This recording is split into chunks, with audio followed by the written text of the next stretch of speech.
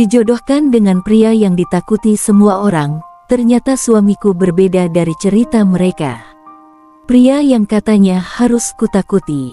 Namaku Sulis. Aku tidak pernah membayangkan bahwa satu percakapan sederhana bersama kedua orang tuaku akan mengubah seluruh jalan hidupku. Saat itu aku baru saja pulang dari tempat kerja. Hari sudah menjelang malam ketika aku melihat ayah dan ibu duduk berdampingan di ruang keluarga. Biasanya, jika hanya ingin berbicara biasa, mereka tidak akan duduk dengan wajah seserius itu. Aku meletakkan tas di kursi. Ayah, ibu, ada apa? Ibu menatapku cukup lama. Mandilah dulu kalau kamu capek. Aku menggeleng. Enggak apa-apa. Kalau memang ada yang mau dibicarakan, bilang saja. Ayah menarik napas panjang. Kemudian dia berkata, Sulis, kamu sudah 27 tahun. Aku mengerutkan kening. Iya. Terus, kamu tidak berpikir untuk menikah? Aku terdiam. Pertanyaan seperti itu sebenarnya sudah sering kudengar. Tetapi malam itu rasanya berbeda. Aku duduk di hadapan mereka. Aku memang ingin menikah suatu hari nanti. Tapi aku belum menemukan orang yang tepat. Ayah mengangguk. Kalau begitu, bagaimana kalau ayah mengenalkan seseorang? Aku langsung mengerti. Jangan bilang. Ibu tersenyum kecil. Kamu mau dijodohkan? Aku menghela napas. Bu, namanya Alpin. Seketika wajahku berubah. Alpin. Aku pernah mendengar nama itu. Bahkan cukup sering. Aku tidak mengenalnya secara pribadi, tetapi hampir semua orang di lingkungan kami tahu siapa Alpin. Dia adalah seorang pria yang memiliki usaha cukup besar. Usianya tidak terlalu jauh dariku. Namun reputasinya berbeda. Orang-orang mengatakan Alpin sangat tegas. Ada yang menyebutnya keras kepala. Ada yang mengatakan dia mudah marah. Bahkan ada yang mengatakan bahwa jika Alpin sudah emosi, tidak ada seorang pun yang berani mendekatinya. Aku menatap ayah. Kenapa harus Alpin? Karena ayah mengenal keluarganya. Tapi aku tidak mengenalnya. Justru itu, kamu bisa mengenalnya. Aku berdiri. Yah, menikah bukan seperti memilih barang di toko. Ayah tersenyum tipis. Ayah tahu. Kalau begitu kenapa ayah membicarakannya? Karena ayah ingin kamu bertemu dengannya terlebih dahulu. Tidak ada yang memaksamu. Aku masih tidak yakin. Ibu kemudian memegang tanganku. Sulis, dengarkan ibu. Kamu tidak harus langsung menerima. Bertemu saja dulu. Bicara. Kenal. Setelah itu kamu boleh menentukan sendiri. Aku menghela napas. Kalau ternyata benar seperti yang orang-orang bilang. Ibu menjawab pelan. Kalau memang benar, kamu boleh menolak. Malam itu aku masuk kamar dengan pikiran penuh. Alpin. Nama itu terus terngiang di kepalaku. Aku bahkan mencoba bertanya kepada beberapa orang yang mengenalnya. Sayangnya, jawaban mereka hampir sama. Alpin itu orangnya keras. Jangan macam-macam dengannya. Kalau dia sudah bicara, jangan membantah. Katanya dulu pernah berkelahi. Pokoknya Sulis harus hati-hati. Satu orang bahkan mengatakan, kalau kamu bisa menghindari perjodohan itu, lebih baik hindari. Semakin banyak aku mendengar cerita, semakin takut diriku. Aku belum pernah bertemu Alpin. Namun aku sudah membuat gambaran tentang dirinya di dalam kepala. Pria tinggi dengan wajah dingin, tatapan tajam, suara keras, mudah marah, tidak romantis, dan mungkin tidak akan pernah membuatku bahagia. Beberapa hari kemudian, ayah memberitahuku bahwa Alpin akan datang ke rumah. Aku langsung gugup. Sore itu aku memakai pakaian sederhana. Aku duduk di ruang tamu bersama ayah dan ibu. Tidak lama kemudian terdengar suara mobil berhenti di halaman. Jantungku berdetak lebih cepat. Pintu terbuka. Seorang pria masuk. Dia tinggi, berpakaian rapi. Wajahnya memang terlihat tegas. Tatapannya serius. Aku langsung menunduk. Assalamualaikum. Suaranya berat. Waalaikumsalam, jawab ayah dan ibu. Alpin menyalami ayah dan ibu. Kemudian dia melihat ke arahku. Aku berdiri. Sulis. Aku mengangguk. Iya, Alpin. Aku mengulurkan tangan. Dia menyambutnya dengan sopan. Senang bertemu denganmu. Kami duduk berhadapan. Awalnya suasana terasa canggung. Ayah dan ibu berbicara tentang keluarga. Aku hanya diam. Beberapa menit kemudian, Alpin justru membuka pembicaraan. Sulis. Iya, aku tahu kamu mungkin sudah mendengar banyak cerita tentang aku. Aku terkejut. Dia tersenyum tipis. Jadi aku tidak akan berpura-pura seolah-olah tidak tahu. Aku tidak menjawab. Kalau kamu punya pertanyaan, tanyakan saja. Aku memberanikan diri. Benarkah kamu orangnya temperamental? Ayah dan ibu langsung diam. Aku sendiri sedikit menyesal telah bertanya. Namun Alpin tidak marah. Dia malah tersenyum. Dulu, iya. Aku mengerutkan kening. Dulu, iya. Kalau sekarang, aku masih bisa marah. Aku manusia. Aku hampir tersenyum. Tapi aku belajar mengendalikan diri. Aku menatapnya. Alpin melanjutkan. Aku tidak ingin kamu menerima perjodohan ini hanya karena keluarga kita menginginkannya. Aku terdiam. Kalau kamu tidak nyaman, kamu boleh menolak. Aku mengangguk. Kenapa kamu sendiri mau? Alpin terdiam sebentar. Karena aku juga ingin mencoba mengenalmu. Jawabannya sederhana. Tidak berlebihan. Tidak romantis. Tetapi anehnya terasa jujur. Sebelum pulang, Alpin berdiri di depan pintu. Dia menoleh kepadaku. Sulis. Iya. Jangan percaya semua cerita tentang aku. Aku terdiam. Tapi jangan juga percaya semua yang aku katakan. Aku semakin bingung. Alpin tersenyum tipis. Kenalilah aku sendiri. Kemudian dia pergi. Malam itu aku duduk di tempat tidur. Untuk pertama kalinya aku merasa bingung. Pria yang baru saja kutemui sama sekali tidak seperti yang diceritakan orang. Setelah pertemuan itu, aku dan Alpin mulai berkomunikasi. Awalnya hanya sesekali. Sudah makan? Sudah. Kalau pulang kerja hati-hati. Terima kasih. Sesederhana itu. Namun semakin lama, percakapan kami semakin panjang. Aku mulai mengetahui bahwa Alpin ternyata suka membaca. Dia juga senang berjalan pagi. Dia tidak terlalu suka tempat ramai. Dan yang paling mengejutkanku, dia sangat menyayangi ibunya. Suatu sore kami bertemu di sebuah kedai kopi. Aku sengaja datang lebih dulu. Ketika Alpin datang, dia meminta maaf. Maaf terlambat. Kamu terlambat 5 menit. Macet. Aku tertawa. Katanya orang galak. Alpin mengangkat alis. Siapa bilang? Banyak. Berarti aku harus menagih mereka. Aku tertawa semakin keras. Untuk pertama kalinya aku melihat sisi santai Alpin. Dia ternyata bisa bercanda.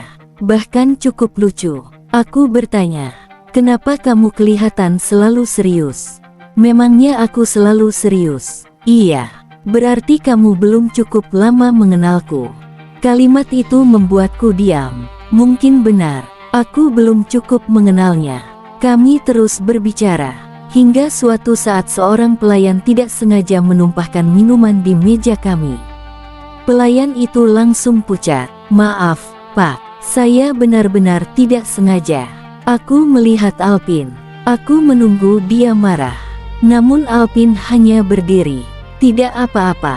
Pelayan itu meminta maaf lagi. Alpin tersenyum. Tenang. Bersihkan saja. Setelah pelayan pergi, aku menatapnya. Kamu tidak marah. Untuk apa? Minumanmu tumpah. Dia tidak sengaja. Aku tersenyum. Katanya temperamental. Alpin tertawa. Kamu masih membahas itu? Aku mengangguk. Iya. Kalau aku benar-benar seperti yang orang bilang, mungkin sejak tadi aku sudah marah. Aku menatapnya. Berarti orang-orang salah. Alpin menggeleng. Jangan buru-buru mengambil kesimpulan. Aku bingung. Kenapa? Karena semua orang punya alasan ketika menceritakan seseorang. Termasuk kamu. Iya. Jadi kamu pernah melakukan sesuatu yang buruk. Alpin diam. Kemudian dia menjawab, setiap manusia pernah melakukan kesalahan. Jawaban itu membuatku semakin penasaran. Namun aku tidak ingin memaksanya. Beberapa minggu kemudian, aku semakin dekat dengannya. Suatu hari hujan turun sangat deras. Aku baru keluar dari kantor ketika melihat mobil Alpin berhenti di depan gedung. Aku terkejut. Kamu ngapain di sini? Menjemputmu. Kenapa? Hujan. Aku bisa pesan kendaraan. Aku tahu. Terus, aku ingin menjemputmu. Aku tersenyum. Di dalam mobil, Alpin menyalakan penghangat. Kamu kedinginan. Sedikit. Dia mengambil jaket dari belakang kursi. Pakai. Aku menerimanya. Terima kasih. Sepanjang perjalanan dia tidak banyak bicara. Namun ketika aku hendak turun, dia berkata, Sulis, iya, kalau suatu hari kita menikah. Aku menatapnya. Jangan takut padaku. Aku terdiam. Aku tidak akan pernah menjadikan kamu seseorang yang harus takut kepada suaminya. Kalimat itu membuatku menunduk. Untuk pertama kalinya aku mulai mempertanyakan semua cerita orang. Mungkin mereka melihat Alpin dari satu sisi. Mungkin ada sesuatu yang tidak mereka ketahui. Dan tanpa kusadari, perasaan di dalam hatiku mulai berubah. Awalnya aku hanya ingin mengenal pria yang dijodohkan kepadaku. Namun kini aku mulai menunggu pesan darinya. Aku mulai tersenyum ketika namanya muncul di layar ponsel. Aku mulai merasa nyaman ketika berada di dekatnya.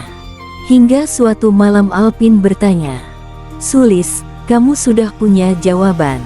Aku tahu maksudnya. Aku menarik napas. Kalau kamu masih mau. Alpin diam. Aku mau. Dia tersenyum. Yakin? Aku mengangguk. Yakin? Karena kamu benar-benar ingin. Iya. Alpin mengangguk.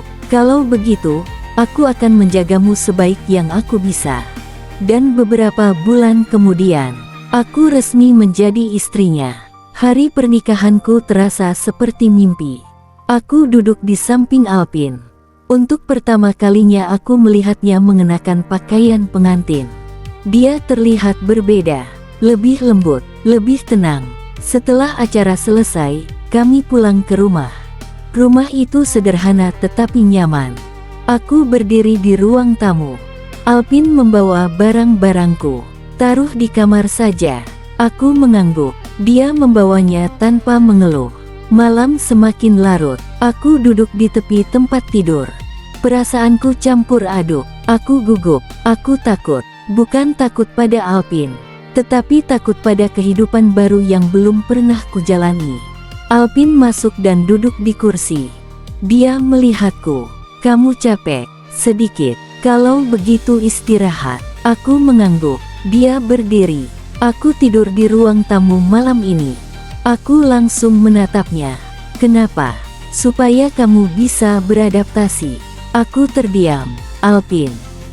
Aku tidak masalah kalau kamu tidur di sini. Dia tersenyum. Baik. Malam itu aku semakin sadar bahwa pria yang kunikahi bukan pria seperti yang diceritakan orang. Hari-hari berikutnya membuatku semakin yakin. Alpin selalu membantu pekerjaan rumah. Jika aku memasak, dia mencuci piring.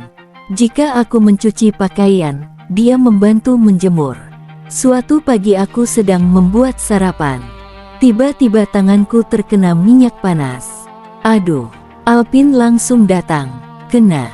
Sedikit. Dia mengambil tanganku. Kita kasih air dulu. Aku bisa sendiri. Aku tahu. Tapi sekarang biar aku. Dia membawa tanganku ke wastafel. Setelah itu dia mengambil obat. Jangan terlalu sering menyentuh air panas. Aku tersenyum. Kamu perhatian sekali. Alpin menatapku. Aku suamimu. Jawabannya sederhana, tetapi membuat hatiku hangat. Suatu malam aku pulang terlambat karena pekerjaan. Aku takut Alpin marah. Begitu masuk rumah, Aku melihatnya masih menunggu. Maaf, kenapa? Aku pulang terlambat. Alpin melihat jam. Sudah makan. Aku menggeleng. Dia berdiri. Tunggu. Dia pergi ke dapur. Beberapa menit kemudian dia membawa makanan. Makan. Aku menatapnya. Kamu tidak marah. Kenapa harus marah? Aku pulang malam. Aku khawatir. Aku menunduk. Maaf. Dia duduk di depanku. Aku bukan marah karena kamu terlambat. Aku hanya takut terjadi sesuatu. Aku menatap wajahnya. Saat itu aku sadar, orang yang benar-benar mencintai kita tidak selalu menunjukkan rasa sayang dengan kata-kata besar.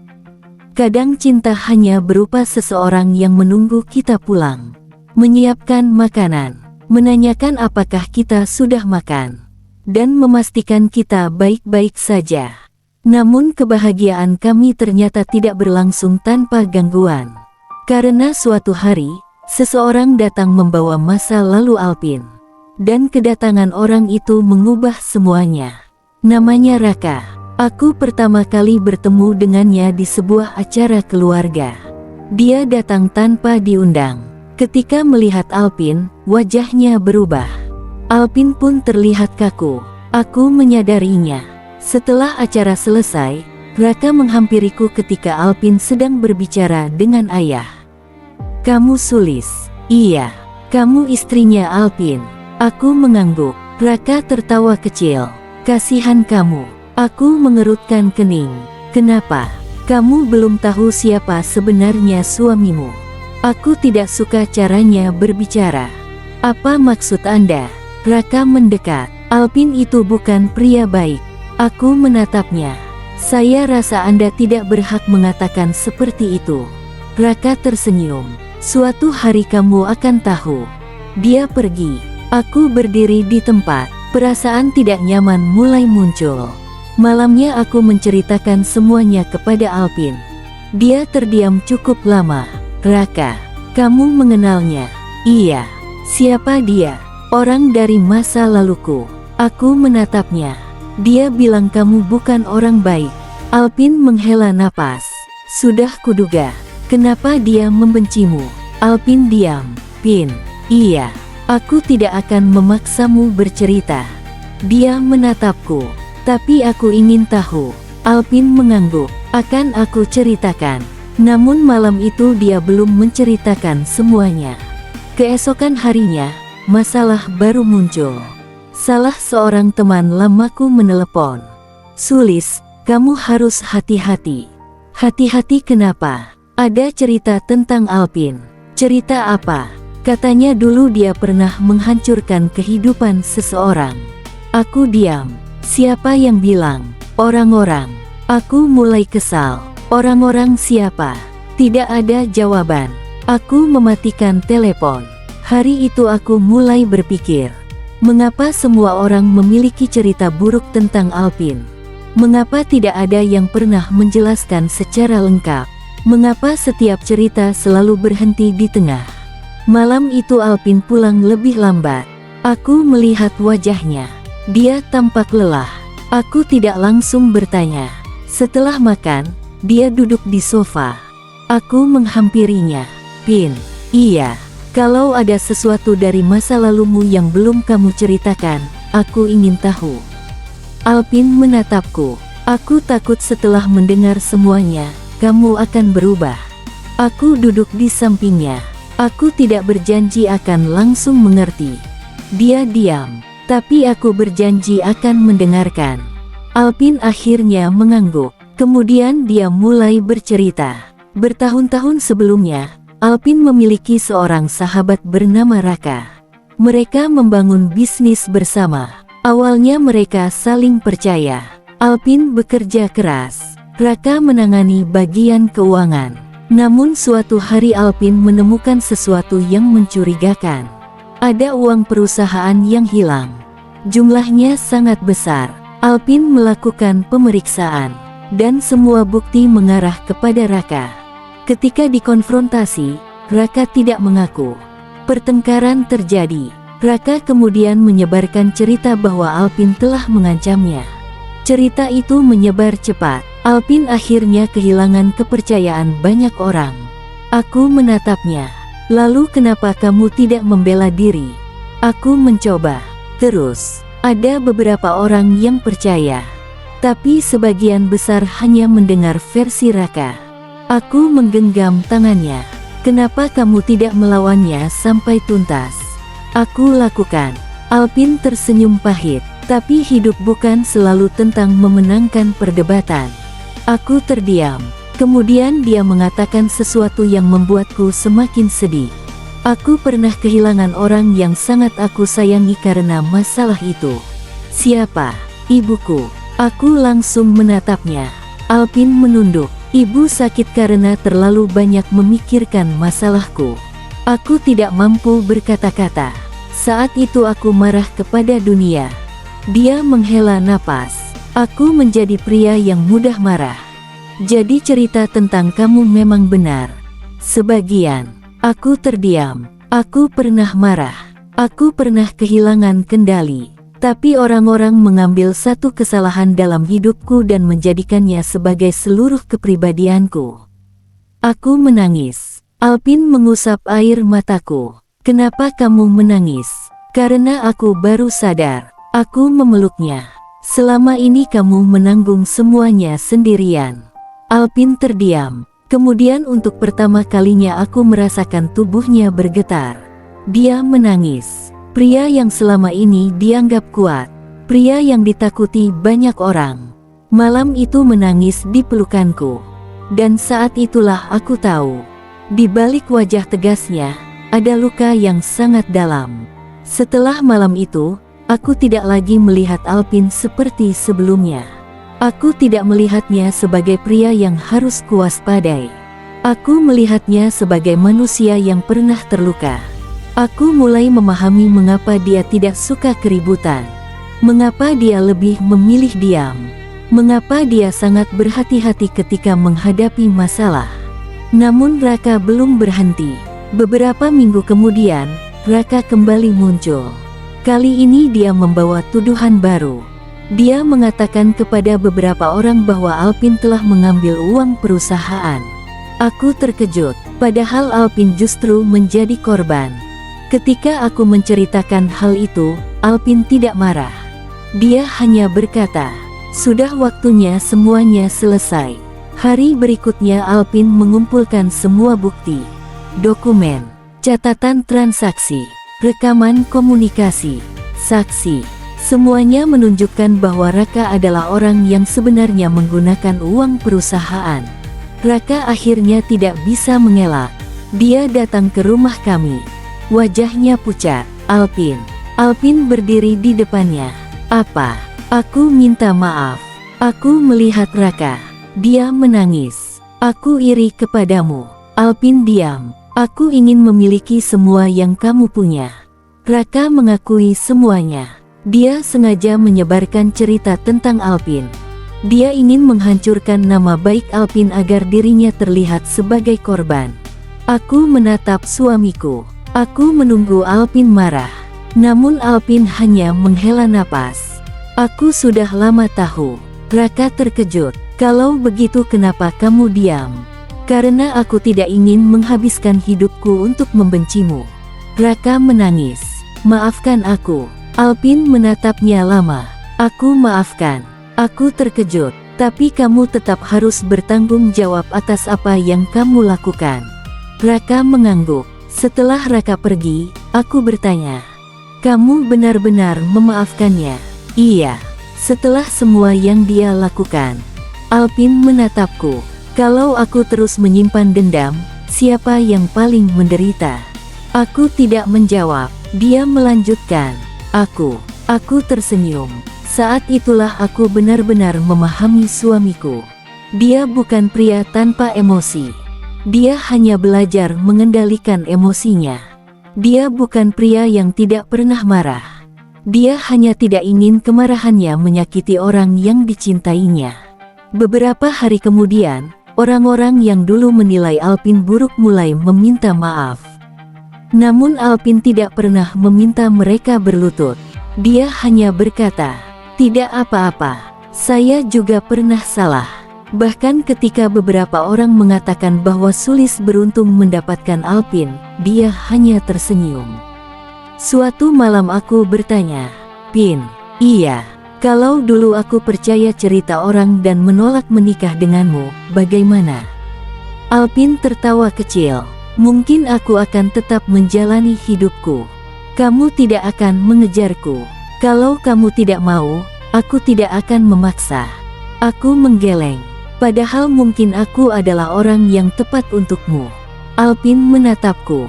"Kalau memang kita ditakdirkan bersama, mungkin suatu hari kita akan bertemu lagi." Aku tersenyum.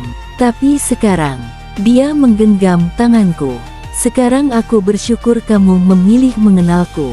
Aku menunduk. Air mataku jatuh. Bukan karena sedih, tetapi karena bahagia. Tahun-tahun berlalu. Rumah tangga kami semakin matang. Tidak berarti kami tidak pernah bertengkar. Tentu saja pernah. Aku pernah marah. Alpin juga pernah kesal. Tetapi ada satu hal yang tidak pernah berubah. Kami tidak pernah saling merendahkan. Tidak pernah menggunakan perceraian sebagai ancaman. Tidak pernah membiarkan masalah kecil menghancurkan hubungan. Setiap kali ada masalah, kami duduk dan berbicara. Karena Alpin pernah berkata, "Masalah itu seperti api. Kalau dibiarkan kecil, kita bisa memadamkannya. Tapi kalau kita biarkan membesar, kita sendiri yang akan terbakar." Aku selalu mengingat kalimat itu. Suatu sore kami duduk di teras rumah. Langit mulai berubah warna. Aku menyandarkan kepala di bahunya.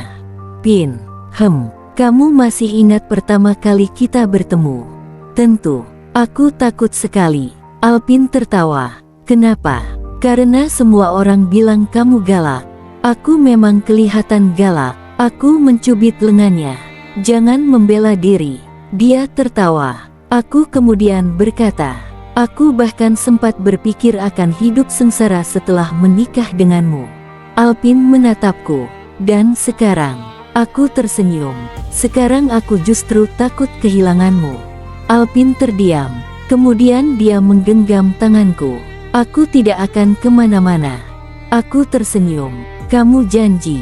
"Aku tidak bisa menjanjikan hidup tanpa masalah." Dia menatap mataku.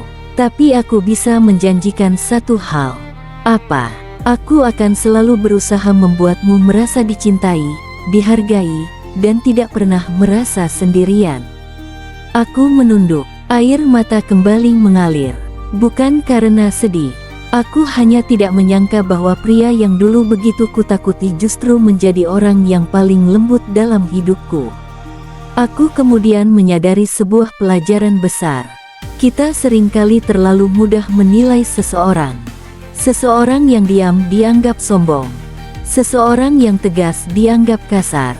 Seseorang yang pernah melakukan kesalahan dianggap sebagai manusia buruk selamanya.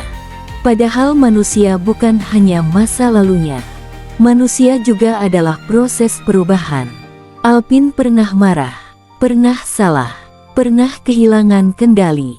Tetapi dia memilih berubah. Dan aku bersyukur karena aku tidak memilih mempercayai cerita orang lain begitu saja. Aku memilih mengenalnya. Aku memilih mendengarkan. Aku memilih melihat bagaimana dia memperlakukanku. Dan ternyata, di balik pria yang dianggap menakutkan oleh banyak orang, ada seorang suami yang selalu memastikan istrinya bahagia. Ada pria yang diam-diam menyimpan perhatian kecil. Ada pria yang tidak pandai mengucapkan kata-kata romantis, tetapi selalu menunjukkan cintanya lewat tindakan. Ada pria yang ketika melihat istrinya sedih, akan menjadi orang pertama yang bertanya, "Kamu kenapa?" Ada pria yang ketika istrinya sakit, akan duduk di samping tempat tidur sepanjang malam. Ada pria yang ketika istrinya gagal, tidak pernah mengatakan, "Aku sudah bilang," tetapi justru berkata, "Kalau jatuh, kita bangun lagi." Itulah Alpin, suamiku. Pria yang dahulu katanya harus kutakuti. Pria yang katanya akan membuatku menyesal. Pria yang katanya tidak memiliki hati yang lembut. Ternyata semua itu salah. Bukan karena semua orang sengaja berbohong, tetapi karena tidak semua orang mau mengenalnya lebih dalam. Dan mungkin itulah kesalahan terbesar manusia. Kita sering menilai seseorang berdasarkan apa yang terlihat, padahal hati seseorang tidak pernah bisa dibaca hanya dari wajahnya. Aku, Sulis, belajar bahwa cinta bukan selalu datang dalam bentuk kisah romantis seperti yang kita bayangkan. Terkadang cinta datang melalui sebuah perjodohan. Terkadang cinta datang dari seseorang yang awalnya membuat kita takut. Dan terkadang, orang yang paling tidak kita inginkan justru menjadi orang yang paling kita butuhkan. Aku tidak tahu bagaimana akhir hidup kami nanti. Aku tidak tahu masalah apa yang akan datang. Aku tidak tahu apakah setiap hari akan selalu mudah. Tetapi aku tahu satu hal. Selama Alpin masih menggenggam tanganku, aku tidak takut menghadapi apapun. Karena sekarang aku tahu siapa dia sebenarnya. Bukan pria temperamental seperti cerita orang. Bukan pria kejam seperti rumor yang beredar. Bukan pria dingin seperti yang terlihat dari wajahnya. Dia adalah Alpin, suamiku. Seseorang yang mengajarkanku bahwa jangan pernah menilai manusia hanya dari cerita orang lain. Kenalilah hatinya. Lihatlah bagaimana dia memperlakukan orang yang dicintainya. Karena terkadang, orang yang dianggap buruk oleh seluruh dunia, justru bisa menjadi rumah paling nyaman bagi seseorang. Dan kalau ada yang bertanya kepadaku, apakah kamu menyesal pernah dijodohkan dengan Alpin? Aku akan tersenyum dan menjawab, tidak, karena dari perjodohan itulah aku menemukan cinta yang tidak pernah kuduga. Aku tidak menikahi pria yang sempurna. Aku menikahi pria yang mau belajar. Aku menikahi pria yang mau berubah. Aku menikahi pria yang menghargai aku. Dan setiap hari, kami kembali memilih satu sama lain. Karena pada akhirnya, pernikahan bukan tentang menemukan manusia sempurna. Pernikahan adalah tentang menemukan seseorang yang bersedia berkata, apapun masalahnya, mari kita hadapi bersama. Dan itulah janji yang kami pegang. Aku dan Alpin, dua orang yang awalnya dipertemukan oleh perjodohan, tetapi akhirnya dipersatukan oleh cinta. Cerita pun selesai. Demikian kisah Sulis dan Alpin. Sebuah kisah tentang bagaimana kita tidak boleh terlalu cepat menilai seseorang hanya dari cerita yang beredar. Karena terkadang, orang yang dianggap paling buruk oleh orang lain justru menyimpan hati yang paling tulus. Jika kalian menyukai kisah ini, jangan lupa dukung channel Kamar Cerita dengan cara like, subscribe, dan aktifkan lonceng notifikasi. Tulis juga di kolom komentar. Jangan menilai seseorang hanya dari cerita orang lain. Sampai jumpa di kisah berikutnya, hanya di Kamar Cerita.